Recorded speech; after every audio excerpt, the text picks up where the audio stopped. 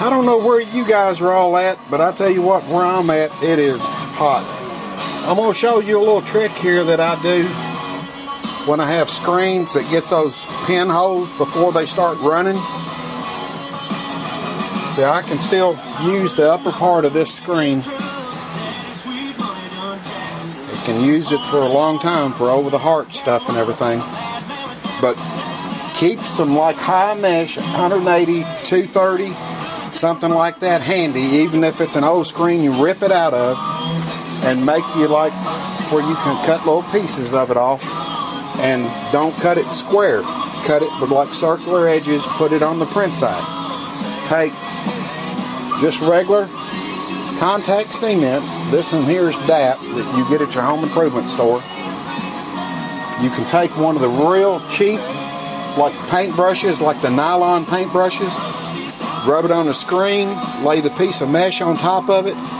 Then I put a piece of tape on top of it to make sure that it seals all the way, and you can use that screen until you do something else to screw it up. Now this one here, see if I can find this hole.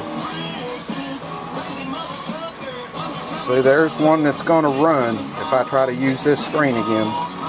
And then right there is one of the split sides. You know, we get those split sides. And see, now right there is that polyurethane that I went to when everybody was talking about all that no tape adhesive or whatever it's called. Regular polyurethane from your, you know, store will work for that too. And then I found, which I ain't the greatest guy in the world about taking care of my screens, but I found that if you run that urethane around the outside, it stops those little holes that's right up next to the frame. Like if you get like a little piece of crud or something in there, you know how to make that little hole, and then if you don't catch it, you know, you'll lose that screen. That keeps that out of there. I'll show you what this one right here looks like fixed in just a second. Okay, this is the size piece that I'm cutting for that ½ inch or so run. Mounted up there in the glue.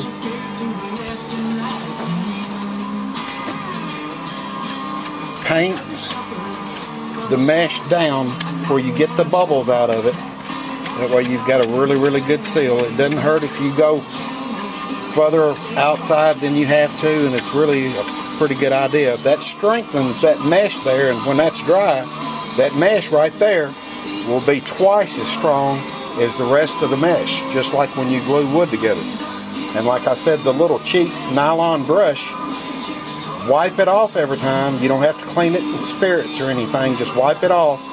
And the contact cement on its own limbers that brush back up the next time, so you can use that brush right there forever. And I give like $1 for 10 of these at a flea market.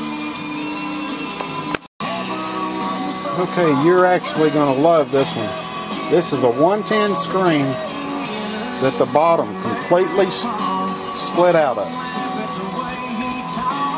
Even though it's not 520,000 newtons like some people gotta have, I can print one color jobs still with this screen. It's still that tight up here.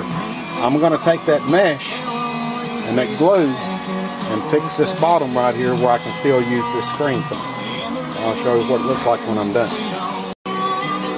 Okay, now this glue, I mean, it doesn't cost hardly anything. Like I said, just regular old contact cement. Do not be worried about getting too much when you're on a save that's this bad.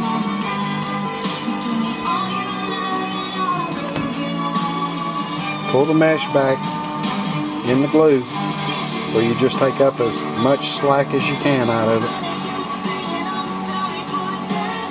And then put the tape on it. And on something like this, you want to tape print side and ink side, both of the screen, because you want every little bit of that glue to hold. I'll show you next time I print with this screen.